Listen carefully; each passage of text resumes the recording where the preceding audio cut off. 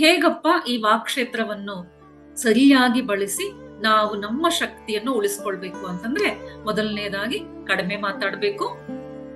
ಎರಡನೇದು, ಮಾತಾಡುವ ಮುಂಚೆ ಯೋಚನೆ ಮಾಡ್ಬೇಕು, ಇದರಿಂದ ನನಗಾದ್ರೂ ಲಾಭ ಆಗ್ಬೇಕು, ಇಲ್ಲ ಕೇಳುವವನಿಗಾದ್ರೂ ಲಾಭ ಆಗ್ಬೇಕು. ಇದು ಒಂದಾದರೆ, ಇನ್ನೊಂದು ವಿಚಾರವಾಗಿ ನಾವು ಇದನ್ನ ಗಮನಿಸಬಹುದು. ಏನಂದ್ರೆ, ನಾವು ಮಾತಾಡ್ತಾ ಇರ್ತೀವಿ, ಅದರಿಂದ ಯಾರಿಗೆ ನೋವಾಗಿದ್ಯಾ ಇಲ್ಲ ಅಂತ ನಮ್ಗೆ ಗೊತ್ತಾಗ್ತದೆ. ಜಗಳ ಮಾಡಿದಾಗ ಬೇಕು ಅಂತಲೇನೆ ನೋವು ಮಾಡ್ತಾ ಇದೀವಿ ಬಿಡಿ. ನೀನ್ ಅಂತೋರು ನಿಂತೋರು ಅಂತ ಮಾತಾಡಿದಾಗ ಬೇಕು ಅಂತಲೇನೆ ನೋವು ಮಾಡ್ತಾ ಇದೀವಿ. ಅದರಿಂದ ಎನರ್ಜಿ ಹೋಗ್ತಾ ಇದೆ. ಕೆಲವೊಂದ್ಸಲ ಏನಾಗತ್ತೆ, ಇಲ್ಲ ರೀ ನಾನ್ ಜಗಳನೇ ಮಾಡಲ್ಲ, ನಾನ್ ಕೆಟ್ಟ ಬೈಗಳನ್ನೇ ಬೈಯಲ್ಲ ಅಂತ ನಾನ್ ಅನ್ಕೊಳ್ತಾ ಇರ್ತೀನಿ. ಆದರೆ ನನ್ನ ವ್ಯವಹಾರದಲ್ಲಿ ನಾನು ಗಮನಿಸ್ಬೇಕು, ನನ್ನ ಮಾತಿಂದ ತಿಳಿಯದೆ ಯಾರಿಗಾದ್ರೂ ನೋವು ಆಗ್ತಾ ಇದ್ರೆ, ಎಸ್ಪೆಷಲಿ ಏನಾಗತ್ತೆ ಗೊತ್ತಾ, ನಾವು ನಮ್ಮ ಮಾತನ್ನು ಇಡ್ಲಿಕ್ಕೆ ಕೆಲವು ಪದಗಳನ್ನು ಬಳಸ್ತೀವಿ. ಉದಾಹರಣೆ ಕೊಟ್ಟು ಹೇಳಿದ್ರೆ ನಿಮ್ಗೆ ಸರಿಯಾಗಿ ಅರ್ಥ ಆಗತ್ತೆ. ಈಗ ಕೆಲವೊಬ್ರಿಗೆ ಅಹಂಕಾರ ಜಾಸ್ತಿ ಇರುತ್ತೆ, ಏನೇನೋ ಮಾತಾಡ್ತಾ ಇರ್ತಾರೆ, ಕೇಳಿ ಕೇಳಿ ಸಾಕಾಗ್ಬಿಡುತ್ತೆ. ಸುಮ್ನೆ ಇವಳಿಗೆ ಒಂದು ಉತ್ತರ ಕೊಡ್ತೀನಿ ನೋಡು, ಹೆಂಗ್ ಬಾಯಿ ಮುಚ್ತಾಳ ನೋಡಿ ಇವಳಿಗೀಗ ಅಂತ ಹೇಳ್ಬಿಟ್ಟು ನಾವು ಮನ್ಸಿನಲ್ಲಿ ಅನ್ಕೊಂಡ್ಬಿಟ್ಟು, ಫಸ್ಟ್ ಅವರು ಮಾತಾಡೋರು ತಪ್ಪಾಗೆ ಮಾತಾಡ್ತಾ ಇದ್ದಾರೆ, ನಾವು ಅವ್ರನ್ನ ಚೇಂಜ್ ಮಾಡೋ ಹಾಗಿಲ್ಲ, ನಾನ್ ನನ್ನದ್ ಮಾತ್ರ ನೋಡ್ಕೊಳ್ಬೇಕು. ಅವ್ರು ಏನೇನೋ ಮಾತಾಡ್ತಿರುವಾಗ ಒಂದು ಟಂಗ್ ಅಂತ ಒಂದು ಟಾಂಟ್ ಹೊಡಿಯೋದು ಅಂತ ಹೇಳ್ತೀವಲ್ಲ, ಒಂದು ಟಾಂಟ್ ಹೊಡಿತೀವಿ. ಅವಾಗ ಆಮೇಲೆ ನೋಡು ಹೆಂಗ್ ಬಾಯಿ ಮುಚ್ಚಿಸಿದೆ, ತಲೆ ತಿಂತಾ ಇದ್ಲಪ್ಪ ಅವಳು, ಏನೋ ಅನ್ಕೊಂಡ್ಬಿಟ್ಟಿದ್ಲು ಅಂತ ನಾವ್ ಅನ್ಕೊಳ್ತೀವಿ. ಆದರೆ ಆ ತರದ ಮಾತಿಂದ ಅವ್ರಿಗೆ ನೋವು ಉಂಟಾದ್ರೆ ನಮ್ಗೆ ಕರ್ಮ ಬರುತ್ತೆ. ಕರ್ಮ ಅಂದ್ರೆ ಏನು? ಪಾಪ ಪುಣ್ಯ ಅಲ್ಲ, ಕರ್ಮ. ನಾವೊಬ್ಬರಿಗೆ ಮನಸ್ಸು ನೋವು ಮಾಡಿದ್ರೆ ನಮಗೂ ಮನಸ್ಸು ನೋವಾಗುತ್ತೆ ಯಾವತ್ತೋ ಒಂದಿನ, ಅಷ್ಟೇ. ಸಿಂಪಲ್. ಇದು ತುಂಬಾ ಸಿಂಪಲ್ ಲಾ ಇದೆ ಸೃಷ್ಟಿಯಲ್ಲಿ, ತುಂಬಾ ಸಿಂಪಲ್ ಲಾ. ಸೊ ಕರ್ಮ ಯಾವಾಗ ಬರುತ್ತೆ ಅಂದ್ರೆ, ತಿಳಿದೇನೆ. ಎಸ್ಪೆಷಲಿ ನಾವು ಈ ತಪ್ಪನ್ನು ಎಲ್ ಮಾಡ್ತೀವಿ ಅಂದ್ರೆ, ಅಯ್ಯೋ ಎಷ್ಟು ಬೇಜಾರು ವಿಷಯ ಗೊತ್ತಾ, ಗಮನಿಸಿ ನೋಡಿ, ನಾವು ಈ ತರ ಮಾತಲ್ಲಿ ನೋಯಿಸೋದು ನಮ್ಮವರನ್ನೇ. ಫ್ಯಾಮಿಲಿಯಲ್ಲೇ ಗಂಡ ಹೆಂಡತಿ ಮನಸ್ಸು ನೋಯಿಸ್ತಾರೆ, ಹೆಂಡತಿ ಗಂಡನ ಮನಸ್ಸು ನೋಯಿಸ್ತಾರೆ, ಮಕ್ಕಳು ತಂದೆ ತಾಯಿ ಮನಸ್ಸು ನೋಯಿಸ್ತಾರೆ, ತಂದೆ ತಾಯಿ ಮಕ್ಕಳಿಗೆ ಆ ತರ ಏನೋ ಒಂದು ಅಂದ್ಬಿಡ್ತೀವಿ ನಾವು. ಉದ್ದೇಶನೂ ಅದೇ ಆಗಿರುತ್ತೆ, ಇವ್ರಿಗೆ ಏನೋ ಒಂದು ಮಾತು ಅಂದ್ಬಿಟ್ಟು ಚೆನ್ನಾಗಿ ಇವ್ನಿಗೆ ನಾಟ್ಬೇಕು ಸೂಜಿ ತರ ಅಂತ. ಸೊ ಉದ್ದೇಶ ಪೂರ್ವಕವಾಗಿನೇ ಅಂತ ಇದೀವಿ. ಇಲ್ಲರಿ ಸಿಟ್ಟಿತ್ತು, ಕೋಪದಲ್ಲಿ ಹೇಳ್ಬಿಟ್ಟೆ. No no no no. ಕೋಪದಲ್ಲಿ ನೀವು ಹುಡುಕಿ ವೆಕ್ಯಾಬ್ಲರಿ, ಡಿಕ್ಷನರಿ, ತಲೆಯಲ್ಲಿರೋ ಡಿಕ್ಷನರಿನೆಲ್ಲ ಹುಡುಕಿ ಯಾವ ಪದ ಹೇಳಿದ್ರೆ ಹಂಗೆ ಹೋಗಿ ಚುಚ್ಚುತ್ತೆ ಅವ್ರಿಗೆ. ಬಾಯಿ ಮುಚ್ಚಿಸ್ಬೇಕು ಅವ್ರಿಗೆ. ಗಂಡ ಹಿಂಗೆ ಮಾತಾಡ್ತಾ ಇರ್ತಾರೆ, ಇವ್ರಿಗೆ ಒಂದ್ ಹೇಳ್ತೀನಿ, ಬಾಯಿ ಮುಚ್ಕೊಂಡು ಕುಂದಿರ್ತಾರೆ ಅಂತ ಯೋಚನೆ ಮಾಡಿ ಒಂದ್ ಪದ ಹೇಳ್ತೀರ. ಇಲ್ಲ ಗಂಡ ಹೆಂಡತಿಗೆ ಹೇಳ್ತಾನೆ, ಇವಳು ನನ್ ಮೇಲೆ ರೋಪ್ ಹಾಕ್ಬಾರ್ದಲ್ಲ, ಇವಳು ರೋಪ್ ಹಾಕ್ದಂಗೆ ಇವಳಿಗೆ ಸುಮ್ನೆ ಬಾಯಿ ಮುಚ್ಕೊಂಡು ಕುತ್ಕೊಳ್ಳೋ ಹಂಗೆ ಏನಾದ್ರು ಅಂದ್ಬಿಡ್ಬೇಕು ಅಂತ. ಸೊ ಪ್ಲಾನ್ ಮಾಡ್ತಾರೆ, ಏನಂದ್ರೆ ಇವಳು ಬಾಯಿ ಮುಚ್ಕೊಳ್ತಾಳೆ. ಅತ್ತೆ ಸೊಸೆಯಲ್ಲೂ ಅದೇ. ಅಂದ್ರೆ ನನ್ನ ಪರಿವಾರದವರ ಜೊತೆಗೆ ನಾನು ಪದಗಳ ಆಟಂ ಬಾಂಬ್ ಬಿಸಾಕ್ತೀನಿ, ಡಮ್ ಡಮ್ ಡಮ್ ಅಂತ ತಲೆಗೆ ಹಾಕ್ತಾ ಇದೀವಿ ಒಬ್ರಿಗೊಬ್ರು.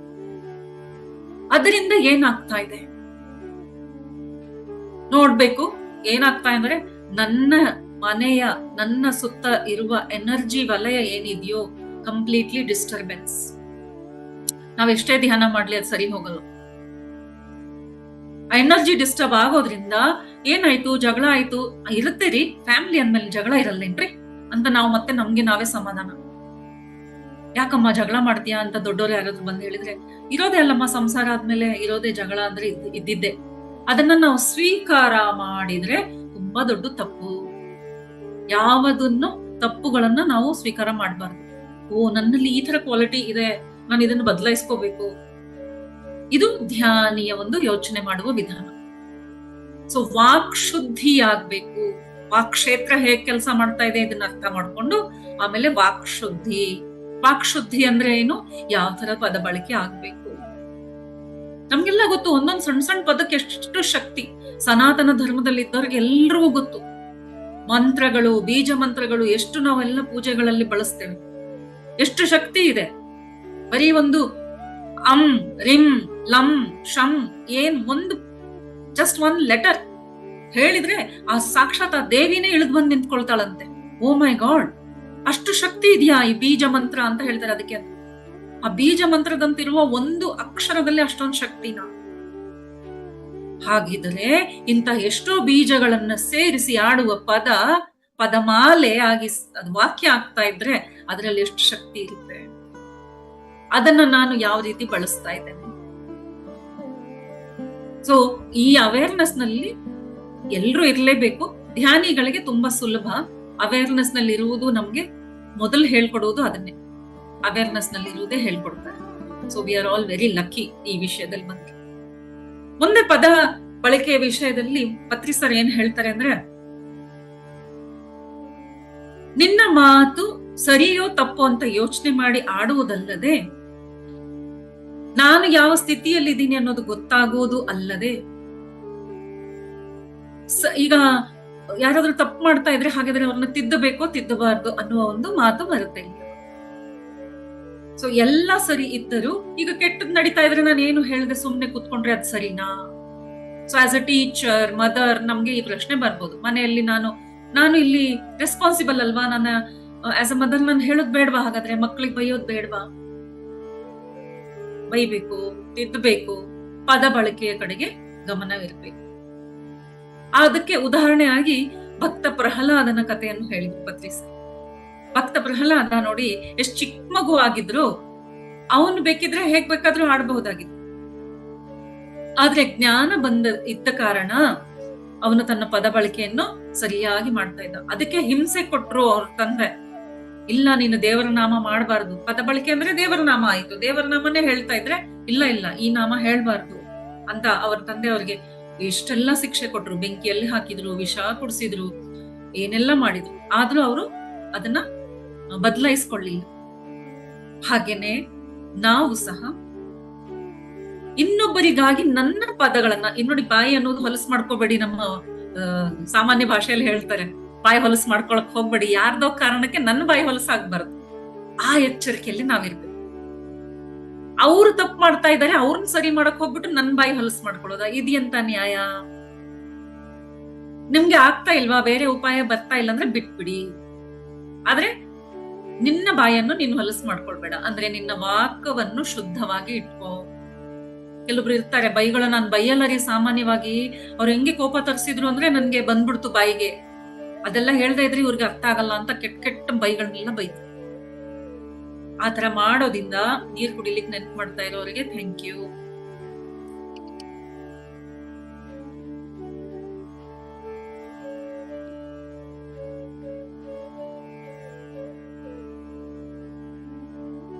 ಸೊ ಪತ್ರಿ ಸರ್ ಹೇಳಿದ್ದೇನು ಅಂದ್ರೆ, ಈ ತರ ಸಂತರಾಗ್ಲಿ, ಪ್ರಹ್ಲಾದರಂತಹ ಚಿಕ್ಕ ಬಾಲಕನೇ ಆಗಿರ್ಲಿ, ವಾಕ್ ಶುದ್ಧಿ ಇಟ್ಟಿದ್ರಿಂದ, ಅಂದ್ರೆ ವಾಕ್ ಶುದ್ಧಿಯನ್ನು ಮೇಂಟೈನ್ ಮಾಡಿದ್ರಿಂದ ತುಂಬಾ ಸುಲಭವಾಗಿ ಬೇರೆ ಯಾವ ಸಾಧನೆ ಇಲ್ಲದೆ ಅವರು ತುಂಬಾ ನಾಲೆಜ್ ಅನ್ನು, ಜ್ಞಾನವನ್ನು ಪಡೆಯಲು ಅನುಕೂಲವಾಯಿತು. ಹಾಗೇನೆ ನಾವೀಗ ಧ್ಯಾನ ಮಾಡದೆ ಹೋದ್ರೂ ಪರವಾಗಿಲ್ಲ, ಬುಕ್ಸ್ ಓದದೇ ಇದ್ರೂ ಪರವಾಗಿಲ್ಲ, ಬೇರೆ ಯಾವ ರೀತಿಯ ಸಾಧನೆಗಳು ಬೇಕಿಲ್ಲ. ಓನ್ಲಿ ವಾಕ್ ಶುದ್ಧಿ ಇಟ್ಕೊಂಡ್ರೆ ನಾವು ದೊಡ್ಡ ದೊಡ್ಡ ಸಾಹಸಗಳನ್ನು ಮಾಡಬಹುದು. ಯಾವ ತರ ಸಾಹಸ ಅಂದ್ರೆ ಅಚೀವ್ಮೆಂಟ್ಸ್. ನಿಮ್ಗೆ ಸಕ್ಸಸ್ ಬೇಕಲ್ವಾ? ನಿಮ್ಗೆ ಸಕ್ಸಸ್ ಸಿಗುತ್ತೆ. ನಿಮ್ಗೆ ದುಡ್ಡು ಬೇಕಾ? ದುಡ್ಡು ಸಿಗುತ್ತೆ. ನಮ್ಮ ಸಂಪ್ರದಾಯಗಳಲ್ಲಿ ಈ ಪದ ಬಳಕೆ ಬಗ್ಗೆ ತುಂಬಾ ವಿಚಾರಗಳಿದೆ. ತಥಾಸ್ತು ದೇವರನ್ನ ಹೇಳ್ಕೊಂಡು ಮಕ್ಕಳಿಗೆ ಆಗ್ಲಿ ದೊಡ್ಡವರಿಗೆ ಆಗ್ಲಿ ಮಾತಿನ ಮೇಲೆ ಗಮನ ಇರ್ಲಿಕ್ಕೆ ತಥಾಸ್ತು ದೇವತೆಗಳನ್ನ ನೆನಪಿಸ್ತಾರೆ. ತಥಾಸ್ತು ದೇವರು ಇರ್ತಾರೆ, ತಪ್ಪುವಾಗಿ ನುಡಿಬೇಡಿ ಅಂತ. ಸೊ ಇದು ಪ್ರೂವ್ ಮಾಡ್ತಾ ಇದೆ ಏನಂದ್ರೆ ಯಾವಾಗ್ಲೂ ಎಚ್ಚರಿಕೆಯಲ್ಲಿರಿ. ಇನ್ನು ಈ ತರದ ಜ್ಞಾನವನ್ನು ಆ ಕಾಲದಲ್ಲಿ ಹೇಗೆ ತಿಳಿಸಬಹುದಾಗಿತ್ತು? ಕತೆ ರೂಪದಲ್ಲಿ ಈ ತರ ಒಂದು ಭಯ ಹುಟ್ಟಿಸಿಟ್ರೇನೆ ಎಲ್ರು ಕೇಳೋರು. ಸಣ್ಣವರು, ದೊಡ್ಡವರು, ಚಿಕ್ಕವರು, ಕಲ್ತವರು, ಬುದ್ಧಿ ಇಲ್ದವರು, ಬುದ್ಧಿ ಇದ್ದವರು ಎಲ್ರಿಗೂ ಅನ್ವಯಿಸುವಂತೆ ಈ ತರದೊಂದು ಮಾತುಗಳನ್ನ ಮಾಡಿ ಇಡ್ತಿದ್ರು. ಏನಂದ್ರೆ ತಥಾಸ್ತು ದೇವರು ಇರ್ತಾರೆ, ಸಂಜೆ ಹೊತ್ನಲ್ಲಿ ಮಾತಾಡ್ಬೇಡ, ಯಾವ ಟೈಮ್ ಅಸ್ತು ದೇವತೆಗಳು, ಓಕೆ, ಅಸ್ತು ದೇವತೆಗಳು ಇರ್ತಾರೆ.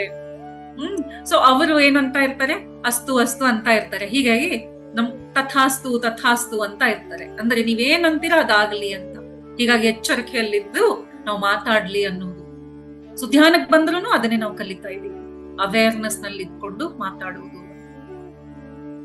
ಸೊ ಹೀಗಾಗಿ ವಾಕ್ಕ್ಷೇತ್ರದ ಬಗ್ಗೆ ಹೇಳ್ತಾ ಇದ್ದಿದ್ದು ಕಾರಣ ಏನು ಅಂದ್ರೆ, ಬರೀ ಆಧ್ಯಾತ್ಮಿಕ ವಿಷಯಕ್ಕಲ್ಲ, ಪ್ರಾಪಂಚಿಕ ವಿಷಯ ಅಂದ್ರೆ ಸಮಾಜದಲ್ಲಿ, ಪರಿವಾರದಲ್ಲಿ ಮಾತ್ರ ಅಲ್ಲ, ನಿಮ್ಮ ವಾಕ್ ಕ್ಷೇತ್ರದಿಂದ ನಿಮ್ಮ ಮುಂದಿನ ಅಚೀವ್ಮೆಂಟ್ಸ್, ಯಾರಾದ್ರೂ ದೊಡ್ಡ ದೊಡ್ಡ ಪ್ರಮಾಣದಲ್ಲಿ ಫಾರಿನ್ ಕಂಟ್ರಿಗೆ ಹೋಗ್ತಾ ಇರ್ತಾರೆ, ಒಂದು ದೊಡ್ಡ ಮೀಟಿಂಗ್ಸ್ ಮಾಡ್ಲಿಕ್ಕೆ ಹೋಗ್ಬೇಕು, ಅಲ್ಲಿ ಹೋದಾಗ ನಿಮ್ಮ ಈ ಶಕ್ತಿ ಕೆಲಸ ಮಾಡುತ್ತೆ. ತುಂಬಾ ಸುಲಭವಾಗಿ ನೀವು ಮಾತಾಡುವ 2 ಮಾತಲ್ಲಿ ಅವರು ಮರಳಾಗ್ಬಿಡ್ತಾರೆ ನಿಮ್ಮ ಮಾತಿಗೆ. ಅಷ್ಟೊಂದು ಪ್ರಭಾವ ನಿಮ್ಮಲ್ಲಿ ಡೆವಲಪ್ ಆಗುತ್ತೆ. ಅಂದ್ರೆ ಇದರಲ್ಲಿ ಒಂದು ಶಕ್ತಿ ಬಂದು, ಹೇಗೆ ನಾವು ಧ್ಯಾನದಲ್ಲಿ ನೋಡ್ತಾ ಇದ್ವಿ, ಬ್ರಹ್ಮಾಂಡದ ಶಕ್ತಿಯಲ್ಲಿ ಬೆಳಕಿರುತ್ತೆ. ಎಷ್ಟು ಬೆಳಕು ಬರುತ್ತೆ ಅಂದ್ರೆ, ನನ್ನಿಂದ ಆ ಬೆಳಕು ಒಂದು ಬಲ್ಬ್ ತರ ನನ್ನ ಶರೀರದಿಂದ ಬರ್ತಾ ಇರುತ್ತೆ. ಅಂದ್ರೆ ನನ್ನ ಈ ವಲಯದಲ್ಲಿ ಆ ಎನರ್ಜಿ ತುಂಬಿಕೊಳ್ಳುತ್ತೆ. ಹಾಗೇನೆ ವಾಕ್ ಶುದ್ಧಿ ಮಾಡೋದ್ರಿಂದ ಸಹ ನನ್ನ ಫೀಲ್ಡ್ ಅಲ್ಲಿ, ನನ್ನ ಸುತ್ತ ಇರುವ ಎಲೆಕ್ಟ್ರಾನಿಕ್ ಫೀಲ್ಡ್ ಇರುತ್ತೆ, ಮ್ಯಾಗ್ನೆಟಿಕ್ ಫೀಲ್ಡ್ ಇರುತ್ತೆ, ನಾವೆಲ್ಲ ಲೈವ್ ವೈರ್ ಇದ್ದ ಹಾಗೆ, ಅಂದ್ರೆ ಓಪನ್ ವೈರ್, ನೇಕೆಡ್ ವೈರ್ ಇದ್ದ ಹಾಗೆ.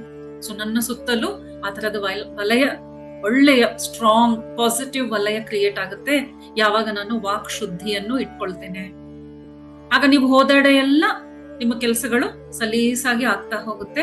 ನಿಮ್ಗೆ ಮಾನ ಸನ್ಮಾನ ಸಿಗುತ್ತೆ, ಅಧಿಕಾರ ಬರುತ್ತೆ, ದುಡ್ಡು ಸಿಗುತ್ತೆ, ನಿಂತು ಹೋಗಿರುವ ಕೆಲಸಗಳು ಆಗುತ್ತೆ, ಪ್ರೇಮ ಪ್ರೀತಿನೂ ಸಿಗುತ್ತೆ. ನೀವು ಒಂದು ಶಕ್ತಿವಂತ ಹಾಗೇನೆ ಯುಕ್ತಿವಂತರಾಗಿ, ಒಬ್ಬ ಮನುಷ್ಯನಿಗೆ ಬೇಕಾಗಿರೋದು ಅದೆರಡೇ ವಿಷಯ. ಈ ವಿಷಯವನ್ನು ನಾವು, ನನ್ಗೆ ತುಂಬಾ ಖುಷಿ ಆಗ್ತಾ ಇದೆ, 1-2-3 ಮಕ್ಕಳನ್ನ ನಾನು ಇಲ್ಲಿ ನೋಡ್ದೆ. ಮಕ್ಕಳಿವರೆಗೆ ಈ ಮಾತುಗಳು ತಲುಪಬೇಕು. ಯಾಕೆಂದ್ರೆ ಇವತ್ತು ನಾನು ಆಸ್ ಅ ಟೀಚರ್ ನೋಡ್ತಾ ಇರ್ತೇವಲ್ವಾ, ಸ್ಕೂಲ್ಗಳಲ್ಲಿ ಒಂದು ಟೀನೇಜಿಗೆ ಬಂದ್ಮೇಲೆ ಅವರ ಮಾತು, ಕಾರಣ ಏನೇ ಇರ್ಲಿ, ನಾವು ಬೇರೆ ಯಾರನ್ನೂ ಕಾರಣ ಕೊಡಬಾರ್ದು. ಪಿಕ್ಚರ್ಗಳು ನೋಡಿ ಬದಲಾದ್ರು, ಟಿವಿ ನೋಡಿ ಬದಲಾಯ್ತು, ಕಾಲನೇ ಹೀಗೆ ಅಂತ ನಾವು ಮಾತಾಡಬಾರ್ದು. ಕಾಲ ಯಾವಾಗ್ಲೂ ಹೀಗೇನೆ ಇದೆ, ಇದೇ ರೀತಿಯಾಗಿತ್ತು. ನಾವು ಚಿಕ್ಕವರಿದ್ದಾಗ ಇದೇ ಡೈಲಾಗ್ ಕೇಳಿದ್ವಿ, ನಮ್ಮ ಅಮ್ಮ ಅಪ್ಪ ಚಿಕ್ಕವರಿದ್ದಾಗ ಅವರು ಇದೇ ಡೈಲಾಗ್ ಕೇಳಿದ್ವಿ. ಕಾಲ ಬದಲಾಯ್ತು, ಕಾಲ ಬದಲಾಯ್ತು, ಮತ್ ಬದಲಾಗುವುದಕ್ಕೆ ಕಾಲ ಅಂತ ಹೇಳ್ತಾರೆ. ಆದರೆ ಯಾವಾಗ್ಲೂ ನಾವು ಅವೇರ್ನೆಸ್ ನಲ್ಲಿದ್ದರೆ, ಮಕ್ಕಳಿಗೆ ಈ ವಿಷಯ ತಿಳಿತು ಅಂದ್ರೆ, ಮುಂದೆ ಎಕ್ಸಾಮ್ ನಲ್ಲಿ ಫೇಲ್ ಆಗೋ ಕಾರಣ ನಿನ್ ವಾಕ್ ಕ್ಷೇತ್ರ, ಮುಂದೆ ಜಾಬ್ ಸಿಗದೆ ಇರೋದಕ್ಕೆ ಕಾರಣ ನಿನ್ ವಾಕ್ ಕ್ಷೇತ್ರ, ನಾಳೆ ನಿನ್ಗೆ ಮದುವೆ ಆಗಿ ಸಂಸಾರ ಸರಿಯಾಗಿ ಆಗದೆ ಇರೋದಕ್ಕೆ ಕಾರಣ ನಿನ್ನ ವಾಕ್ ಕ್ಷೇತ್ರ. ಅಷ್ಟೇ ಅಲ್ಲ, ಮಕ್ಕಳು ಆಗುವುದು ಆಗದೆ ಇರುವುದಕ್ಕೂ ಕಾರಣ ವಾಕ್ ಕ್ಷೇತ್ರ.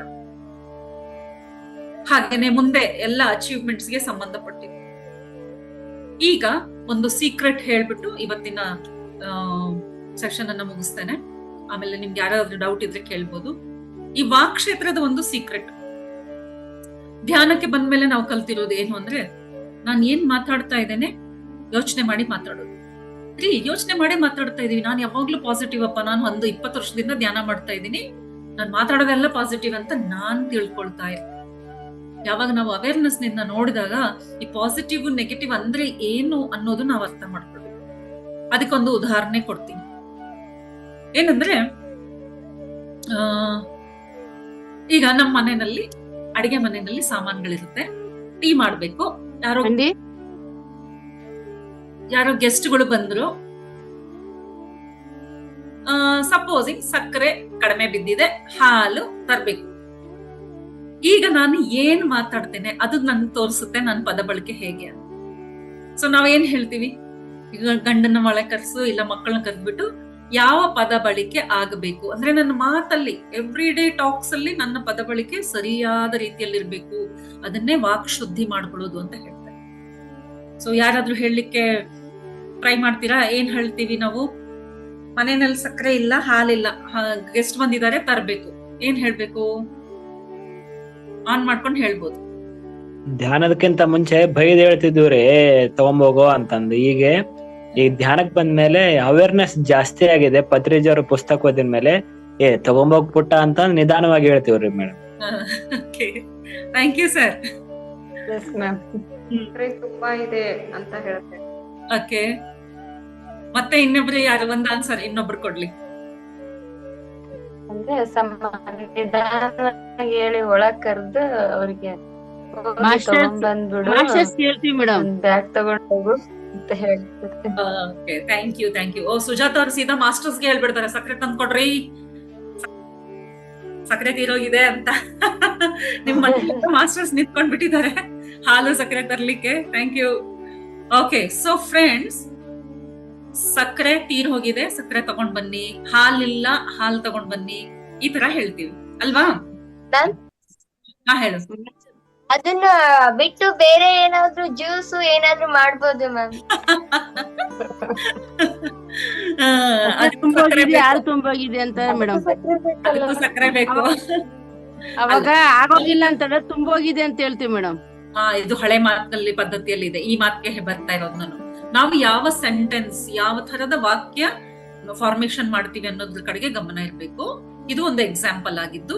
ಯಾವ್ದೋ ಇಲ್ಲ ಅನ್ನೋದನ್ನ ಇಲ್ಲ ಅನ್ನೋ ಪದ ಬಳಸದೆ, ಮೊದ್ಲಿನವ್ರು ಹೇಳ್ತಾ ಇದ್ರು ಇಲ್ಲ ಅನ್ಬಾರ್ದು ಅಂತ. ಸೊ ಅಕ್ಕಿ ತೀರ್ ಹೋಗೈತ್ ನೋಡ್ರಿ, ತಗೊಂಡ್ ಬರ್ರಿ. ಹಾಲಿಲ್ಲ, ತಗೊಂಡ್ ಬನ್ನಿ. ಹಾಲ್ ತೀರ್ ಹೋಯ್ತು. ಹಾಲ್ ಇತ್ತಲ್ಲ, ಇಲ್ಲ ತೀರ್ ಹೋಯ್ತು. ನೆನ್ನೆನೆ ತಂದಿದ್ನಲ್ಲ, ಇಲ್ರಿ ತೀರ್ ಹೋಗೈತ್ ಅಂತ ಹೇಳತ್ತೀನಿ, ತಗೊಂಡ್ ಬರ್ರಿ ಅಂತ ಹೇಳಿ. ಇಲ್ಲ ಅಂದ್ರೆ ತರಕಾರಿ ತಗೊಂಡ್ ಬರ್ರಿ. ಏನು ಇಲ್ಲ ನೋಡ್ರಿ ಮನ್ಯಾಗ ತರಕಾರಿ, ಏನ್ ಮಾಡ್ಲಿ ರಾತ್ರಿಗೆ, ಅದಕ್ಕೆ ಹೇಳ್ತಾ ಇದೀನಿ ತಗೊಂಡ್ ಬನ್ನಿ ಅಂತ. ನನ್ ಮಾತನ್ನ ಒಂದೊಂದ್ ಮಾತನ್ನ ಗಮನ ಇಟ್ಟು ಕೇಳ್ಬೇಕು. ಅವ್ನು ಓದೋದೇ ಇಲ್ಲ ರೀ, ಎಷ್ಟು ಹೇಳಿದೆ ನಿಮ್ ಮಗ ಅಲ್ವಾ, ನೀವೇ ಹೇಳ್ಕೊಳ್ಳಿ. ಅವ್ನು ಓದಲ್ಲ, ನನ್ ಮಾತಿಗೆ ಬೆಲೆನೇ ಇಲ್ಲ ಅವನ್ಗೆ. ಎಲ್ಲಾ ಸೆಂಟೆನ್ಸ್ ಅನ್ನು ಗಮನಿಸಿ. ನನ್ ಜೀವನಾನೇ ಇಷ್ಟು, ನಾನ್ ಏನ್ ಮಾಡಿದ್ರು ನಿಮ್ಗೆ ಯಾರಿಗೂ ಬೆಲೆ ಇಲ್ಲ. ನಾನ್ ಬೆಳಿಗ್ಗೆಯಿಂದ ರಾತ್ರಿವರೆಗೆ ಸತ್ಕೊಂಡ್ ಬಿದ್ಕೊಂಡ್ ಕೆಲಸ ಮಾಡ್ತಾನೆ ಇರ್ತೀನಿ. ಫ್ರೆಂಡ್ಸ್ಗೂ ಕಾಲ್ ಮಾಡಿ ಹೇಳೋದು, ಇವ್ರಿಗೆಲ್ಲ ನನ್ ಬೆಲೆನೇ ಇಲ್ಲ ಕಣೆ. ನಾನ್ ಏನ್ ಮಾಡಿದ್ರು ನನ್ ಗಂಡ ಖುಷಿ ಪಡಲ್ಲ, ಮಕ್ಳಿಗ್ ನಾನು ಮಾಡಿದ ಅಡ್ಗೆ ಇಷ್ಟ ಆಗಲ್ಲ. ಮಕ್ಕಳು ಅಮ್ಮ ಮಾಡಿದನ್ನ ನೋಡಿ, ಅಮ್ಮ ಇದೇನಮ್ಮ ದಿನ ನಿಂದು, ನಿಂಗ್ ಗೊತ್ತಲ್ಲ ನಂಗೆ ಇದು ಇಷ್ಟ ಇಲ್ಲ ಅಂತ, ಇವತ್ತು ಅದನ್ನೇ ಮಾಡಿದ್ಯಾ. ಇವೆಲ್ಲ ಮಾತುಗಳು ಸರ್ವೇ ಸಾಮಾನ್ಯ ನಮ್ಗನ್ಸುತ್ತೆ. ಆದ್ರೆ ಅರಿವಿನಲ್ಲಿ ಬಂದು ವಾಕ್ಕ್ಷೇತ್ರ ಶುದ್ಧಿ ಮಾಡ್ಕೊಳ್ಳೋದಂದ್ರೆ ಏನು ಅನ್ನೋದು ಇಲ್ಲಿಂದ ಕಲ್ಯಾಣ. ಇದು ಪ್ರಾಕ್ಟಿಕಲ್. ಇಷ್ಟೊತ್ತು ನಾವು ತಿಳ್ಕೊಂಡಿದ್ದು ಥಿಯರಿ. ಹಾಗಾದ್ರೆ ಇವಾಗ ಜೀವನದಲ್ಲಿ ಹೇಗೆ ನಾನು ಇದನ್ನ ಬದಲಾವಣೆ ಮಾಡ್ಕೊಳ್ಬೇಕು ಅಂತಂದ್ರೆ, ಮೊದಲನೇದಾಗಿ ಇಲ್ಲ ಅನ್ನುವ ಪದ ಬಳಕೆ ಮಾಡದೆ ಅದೇ ಮಾತನ್ನ ಇನ್ನೊಂದು ರೀತಿಯಲ್ಲಿ ಹೇಳ್ಬೇಕು. ಈಗ ಸಕ್ಕರೆ ತೀರಿದೆ ಅಪ್ಪ, ಡಬ್ಬಿನಲ್ಲಿ ಇಲ್ಲ, ಏನ್ ಹೇಳ್ಬೋದು, ಬರೀ ಸಕ್ಕರೆ ತಗೊಂಡ್ ಬನ್ನಿ, ಫುಲ್ ಸ್ಟಾಪ್. ಅದನ್ನ ತುಂಬಾ ವರ್ಣನೆ ಮಾಡುವ ಅವಶ್ಯಕತೆ ಇಲ್ಲ. ಮೂಲಾಧಾರದ ಸ್ಥಿತಿಯಲ್ಲಿದ್ದಾಗ ಆ ಒಂದು ಮಾತಿಗೆ 10 ಮಾತು ಸೇರಿಸ್ತೀವಿ. ಏನ್ ಹೇಳ್ತೀವಿ ಅಂದ್ರೆ, ಸಕ್ಕರೆ ತಗೊಂಡ್ ಬಾ ಅಂದಿದ್ದೆ, ಮೊನ್ನೆ ನಿಮ್ಗೆ 2 kg ತಗೊಂಡ್ ಬಾ ಅಂದಿದ್ದೆ, ಒಂದೇ ತಗೊಂಡ್ ಬಂದ್ರಿ, ನಿಮ್ಗೆ ತಿಳಿಯದೇ ಇಲ್ಲ, ನಾನ್ ಮೊದ್ಲೇ ಹೇಳಿದ್ದೆ, ನಿಮ್ಗೆ ಗೊತ್ತಿಲ್ಲೇನು ಶ್ರಾವಣ ಬಂದೈತೆ, ದಿನ ಸ್ವೀಟ್ ಮಾಡ್ಬೇಕು ಅಂತ, ಬರೀ ಇದನ್ನೇ ಹೇಳ್ಕೊಂಡ್ ಕೂತ್ಕೊಳ್ಳೇನ್ ನಾನು ಅಂತ ಒಂದು ಮಾತಿಗೆ 10 ಸೇರಿಸಿ, ಇದೇ ಹೋಯ್ತು ನನ್ ಜೀವನ, ಬರೀ ಇದು ಡಬ್ಬಿ ನೋಡ್ಕೊಂತಾನೆ ಕುಂದರ್ಲೇನು, ಏನೈತೆ ಏನಿಲ್ಲ ಅಂತ ಮತ್ತೊಂದಿಷ್ಟು ಸೇರಿಸಿ, ಇದೆಲ್ಲ ವಾಕ್ಕ್ಷೇತ್ರವನ್ನು ಕೆಡಿಸುವ ಮಾತು. ಒಂದೇ ಮಾತು, ಏನ್ ತರ್ಬೇಕು, ಸಕ್ಕರೆ ತಗೊಂಡ್ ಬನ್ನಿ. ಅವ್ರು ಮತ್ತೆ ಕೇಳ್ಬಾರ್ದು, ಎಲ್ಲರೂ ಕಲಿಬೇಕಲ್ಲ. ಈಗ ಬರೀ ಹೆಂಡತಿ ಮಾತ್ರ ಕಲ್ತಿಲ್ಲ ಧ್ಯಾನ, ಗಂಡನ್ನು ಕಲ್ತಿದ್ದಾನೆ. ನಮ್ಮನ್ನೆನ್ನೆ ತಂದಿದ್ದೆ, ತೀರೋಯ್ತಲ್ಲ, ಮತ್ತೆ ಯಾಕಾಯ್ತು, ಏನ್ ಮಾಡಿದೆ ಕೇಳ್ಬಾರ್ದು. ತೀರಿದೆ ತಾನೆ, ಅದಕ್ಕೆ ಹೇಳ್ತಾ ಇದ್ದಾಳೆ, ಮುಗ್ದು ಹೋಯ್ತು ಅಷ್ಟೇ. ಸಕ್ಕರೆ ತೀರಿದೆ ಅಂದ್ರೆ ತಗೊಂಡ್ ಬರೋದು. ಇತ್ತಲ್ಲ, ಯಾಕೆಂದ್ರೆ ಇಲ್ಲದನ್ನು ನಾವು ವರ್ಣಿಸಿ ಮಾತಾಡಿದಾಗ ಎನರ್ಜಿಯಲ್ಲಿ ಇಲ್ಲತನವ ತುಂಬಿ ಹೋಗುತ್ತೆ. ಬೇಗ ಬೇಗನೆ ವಸ್ತುಗಳು ಖಾಲಿ ಆಗುತ್ತೆ. ಅಂದ್ರೆ ಮನೆಯಲ್ಲಿ, ಹಿಂದಿನಲ್ಲಿ ಬರ್ಕತ್ ಅಂತ ಹೇಳ್ತಾರೆ, ಕನ್ನಡದಲ್ಲಿ ಸಮೃದ್ಧಿ ಕಮ್ಮಿ ಆಗುತ್ತೆ. ಇಲ್ಲದನ್ನು ಯಾವತ್ತೂ ವರ್ಣಿಸಬಾರದು, ಇಲ್ಲ ಅಂತ ಅನ್ನಬಾರದು. ಹಾಲ್ ತಗೊಂಡ್ ಬನ್ರಿ ಅಂದ್ರೆ ತಿಳ್ಕೊಬೇಕು, ಹಾಲ್ ಇಲ್ದಾಗೆ ತಾನೇ ಹಾಲ್ ತಗೊಂಡ್ ಬಾ ಅಂತ ಹೇಳ್ತಾರೆ. 1-2 ಲೀಟರ್ ಹಾಲ್ ಫ್ರಿಜ್ ಅಲ್ಲಿ ಇದ್ರೆ ಮತ್ ಹಾಲ್ ತಗೊಂಡ್ ಬಾ ಅಂತ ಯಾರಾದ್ರೂ ಹೇಳ್ತಾರ? ಹೇಳಲ್ಲ. ಅರ್ಥ ಆಯ್ತು. ಬೆಳಗ್ಗೆನೆ 1 ಲೀಟರ್ ಹಾಲ್ ತಂದಿದ್ನಲ್ಲ, ಏನಾಯ್ತು? ಅದರ ಅರ್ಥ ಏನಾಯ್ತು? ಮತ್ತೆ ನೀವು ಚರ್ಚೆಗೆ ಬಿದ್ರಿ, ಇಲ್ಲದನ್ನು ಡಿಸ್ಕಸ್ ಮಾಡಿ. ಆಹಾರ ಮುಂದೆ ಬಂದಾಗ ಅಮ್ಮ ಟೇಬಲ್ ಮೇಲೆ ಏನೋ ಮಾಡಿಟ್ರು, ಮಕ್ಳೇನಂತಾರೆ, ಅಯ್ಯೋ ಯಾವಾಗ್ಲೂ ಇದನ್ನೇ ಮಾಡಿಡ್ತೀಯಮ್ಮ, ಉಪ್ಪಿಟ್ಟೆನ ಬೆಳಗ್ಗೆ ಎದ್ದ ತಕ್ಷಣ ದಿನಾಲು ಉಪ್ಪಿಟ್ಟೆ ತಿಂದು ತಿಂದು ಸಾಕಾಗೋಗಿದೆ. ಈ ಪದ ಬಳಕೆಯಿಂದ ಏನಾಗ್ತಾ ಇದೆ? ಆಹಾರ ಸೇವನೆ ಮಾಡ್ತಿರುವ ಎನರ್ಜಿ ಏನಿದೆಯೋ ಅದಕ್ಕೆ ನೀವು ಫೋರ್ಸ್ಫುಲಿ ನಿನ್ನ ಮನಸ್ಸಿನಿಂದ ಅದಕ್ಕೆ ರಿಪಲ್ಷನ್ ಕಳಿಸ್ತಾ ಇರೋದ್ರಿಂದ ನೀನ್ ತಿನ್ನುವ ಆಹಾರದಲ್ಲಿ ಪಾಸಿಟಿವ್ ಎನರ್ಜಿ ಇಲ್ಲದೆ ಹೋಗುತ್ತೆ. ಆಗ ನೀನು ತಿನ್ನುವ ಆಹಾರ ಸುಮ್ನೆ ಒಂದು ಕಸದ ತೊಟ್ಟಿಗೆ ಕಸ ಹಾಕದ ಹಾಗೆ. ಅದ್ರಲ್ಲಿ ಎಷ್ಟು ಗೋಡಂಬಿ ಹಾಕಿದ್ ಉಪ್ಪಿಟ್ಟಾಗಿದ್ರು ಅದ್ರಲ್ಲಿ ಯಾವ ಶಕ್ತಿ ಇರಲ್ಲ. ಎಲ್ಲ ವೆಜಿಟೇಬಲ್ಸ್ ಹಾಕಿ ಅಮ್ಮ ಆರೋಗ್ಯಕ್ಕೆ ಒಳ್ಳೇದು ಅಂತ ಉಪ್ಪಿಟ್ಟು ಮಾಡಿದ್ರು ಸಹ ಅದ್ರಲ್ಲಿ ಯಾವ ಶಕ್ತಿ ಇರಲ್ಲ. ಆಹಾರ ಆಗ್ಲಿ ನೀರಾಗ್ಲಿ ಕಣ್ಮುಂದೆ ಬಂದಾಗ ಆ ಎನರ್ಜಿಯನ್ನ ಸ್ವೀಕಾರ ಮಾಡ್ಬೇಕು. ಗೆಸ್ಟ್ ಮನೆಗೆ ಹೋಗ್ತಿವಲ್ವಾ ನಾವು, ಗೆಸ್ಟ್ ಆಗಿ ಇನ್ನೊಬ್ರ ಮನೆಗೆ ಹೋದಾಗ ಯಾರಾದ್ರೂ ತಿನ್ನಕ್ ಕೊಡ್ತಾರೆ, ಟೀ ಕೊಡ್ತಾರೆ, ನೀರ್ ಕೊಡ್ತಾರೆ. ಇಲ್ರಿ ಬೇಡ ಬೇಡ ಬೇಡ ಬೇಡ ರೀ ತಿನ್ಕೊಂಡ್ ಇಲ್ಲ ರೀ ಬೇಡ ರೀ, ನಾನ್ ಕುಡಿಯೋದಿಲ್ಲ ರೀ. ಇವಾಗಂತೂ ಟೀ ಕುಡಿಯೋದು ಕಾಫಿ ಕುಡಿಯೋದು ಬಿಟ್ಟ ಮೇಲಂತೂ ಕುಡಿಯಲ್ಲ ರೀ, ಬೇಡ ರೀ, ಬೇಡ ರೀ. ಮೊದಲನೇ ಮಾತು ಕೇಳಿನೇ ಟೀ ಮಾಡ್ಬೇಕು. ಟೀ ಮುಂದೆ ಬಂದಾಗ ಕುಡಿದೇ ಇದ್ರು ಅವ್ರು ಒಳಗಡೆ ಹೋಗ್ಬಿಟ್ಟು ಹೆಂಗೋ ಅದನ್ನೇ ಡಿಸ್ಪೋಸೆ ಮಾಡ್ತಾರೆ.